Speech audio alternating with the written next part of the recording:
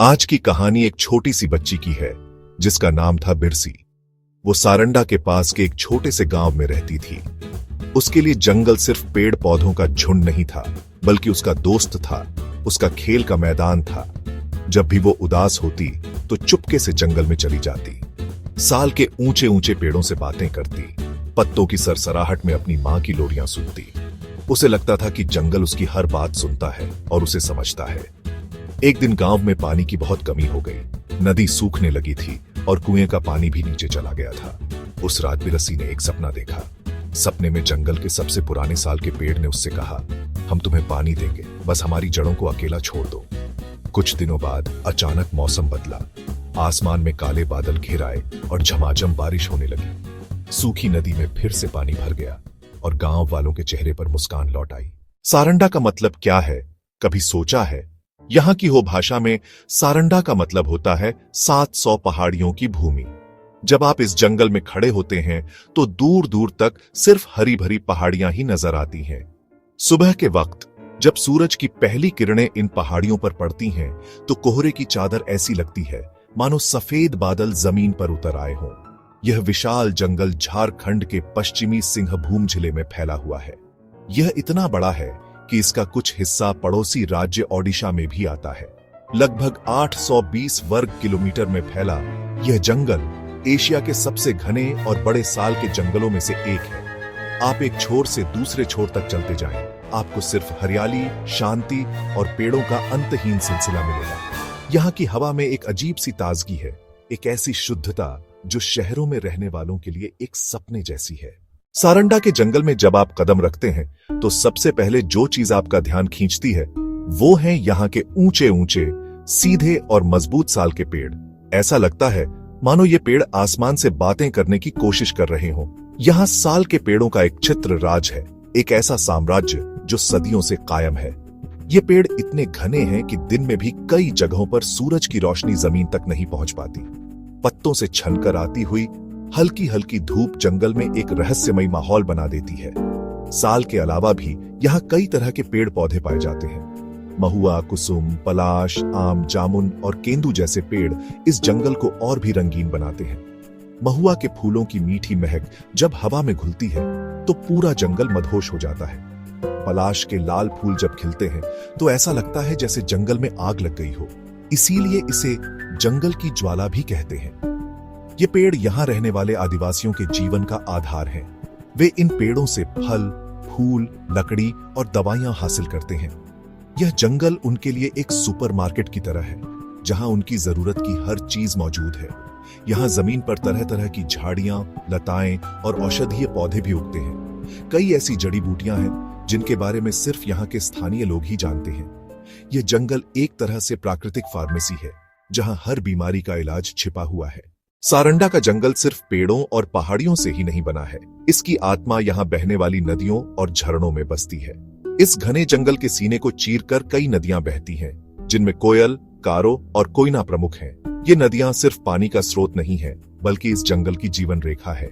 जब ये चट्टानों से टकराकर बहती है तो एक मधुर संगीत पैदा होता है, जो किसी भी शहरी शोर से ज्यादा सुकून देने वाला होता है। पहाड़ी इलाका होने की वजह से सारंडा में कई खूबसूरत झरने भी हैं।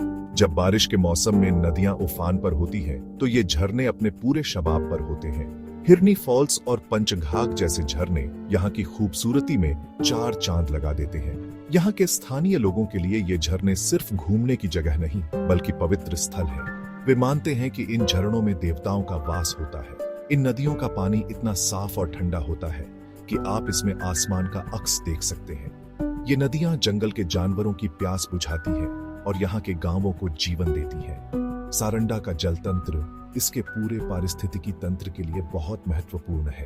ये नदियां और झरने न केवल जमीन के ऊपर जीवन देते हैं, बल्कि जमीन के नीचे भी पानी के स्तर को बनाए रखते हैं। यही पानी धीरे धीरे रिसकर जमीन में जाता है और पेड़ों की जड़ों तक पहुंचता है, जिससे यह घना जंगल हमेशा हरा भरा रहता है।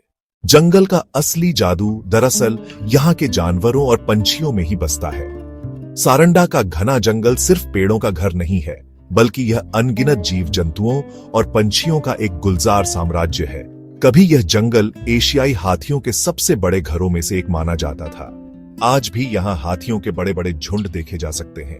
हाथियों के अलावा यहाँ बाघ और तेंदुए जैसे शिकारी जानवर भी रहते हैं। हालांकि अब उनकी संख्या पहले से कम हो गई है, लेकिन आज भी वे इस जंगल के सबसे ऊंचे शिकारी हैं। इनके अलावा यहाँ सांभर, चीतल, नीलगाय और जंगली सुअर जैसे शाकाहारी जानवर भी बड़ी संख्या में पाए जाते हैं। रात के अंधेरे में जब आप जंगल के पास से गुजरते हैं तो आपको इन जानवरों की आवाजें सुनाई दे सकती हैं।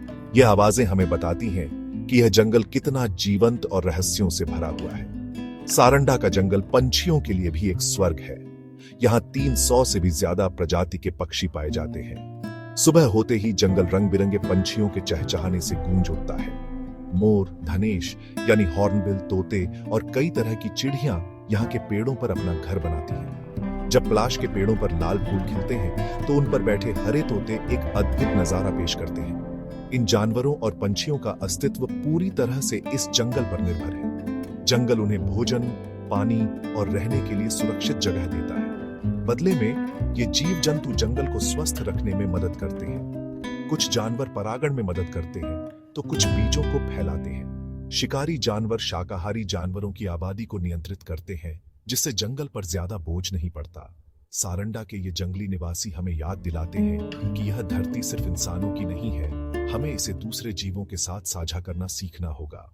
सारंडा के जंगल और यहाँ रहने वाले आदिवासी समुदायों, खासकर हो जनजाति का रिश्ता हजारों साल पुराना है। यह रिश्ता सिर्फ जरूरत का नहीं बल्कि प्यार, सम्मान और आस्था का है। आदिवासियों के लिए यह जंगल उनकी मां जैसा है, जो उन्हें जन्म से लेकर मृत्यु तक सब कुछ देती है। उनकी पूरी जिंदगी, उनकी संस्कृति, उनके त्योहार और उनके रीति रिवाज इसी जंगल के इर्द गिर्द बुने हुए हैं।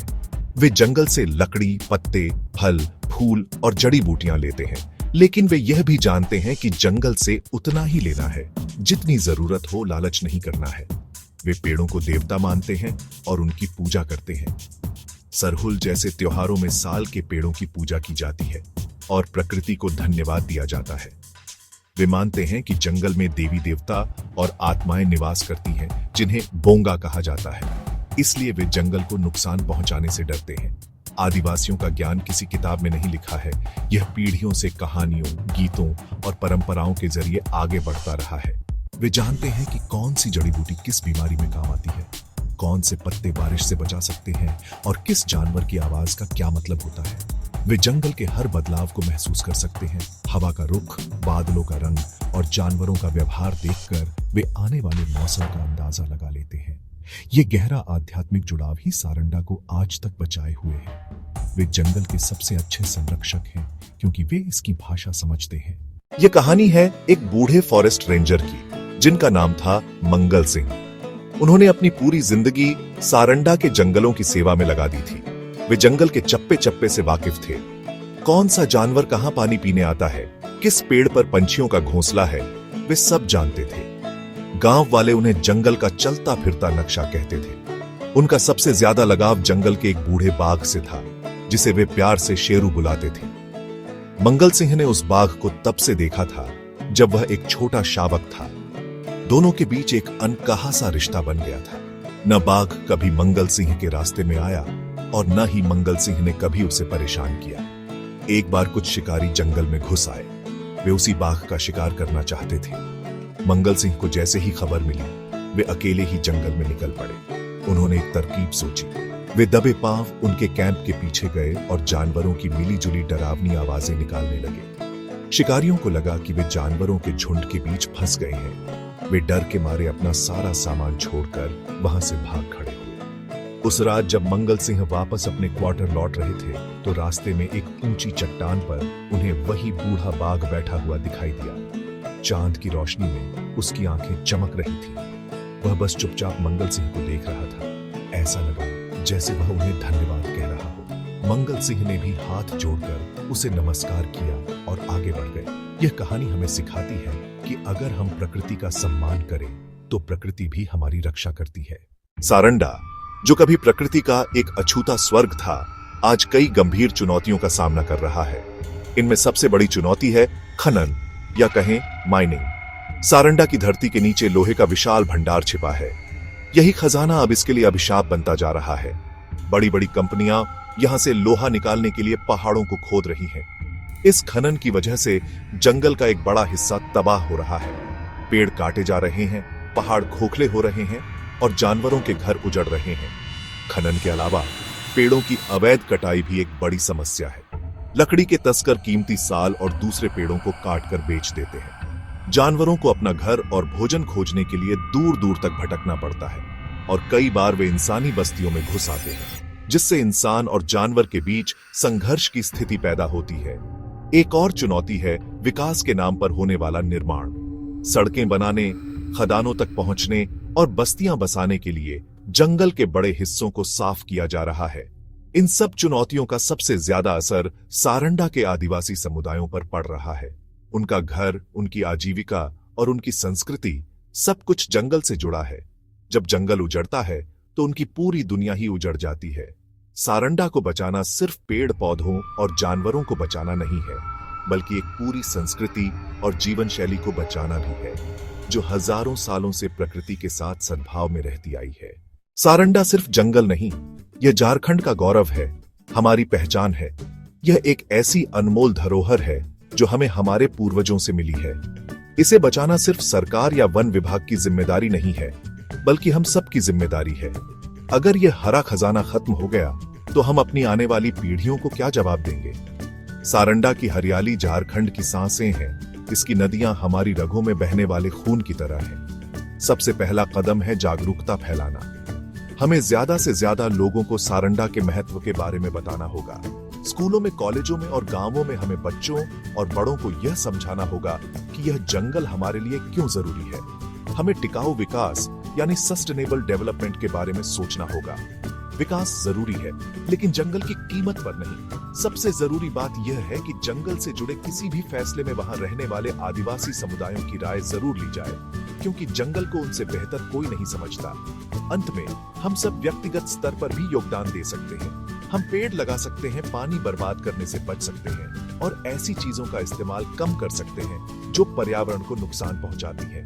जब भी मौका मिले, सारंडा जैसे प्राकृतिक स्थानों पर घूमने जाए, लेकिन एक जिम्मेदार पर्यटक के रूप में। वहां गंदगी न फैलाएं और जंगल के नियमों का पालन करें। आइए हम सब मिलकर यह प्रण लें कि हम झारखंड के इस हरे खजाने को उजड़ने नहीं देंगे। हम सारंडा को बचाएंगे ताकि यह सदियों तक अपनी 700 पहाड़ियों पर मुस्कुराता रहे और हमारी आने वाली पीढ़ियों को भी अपनी छाप दे सके।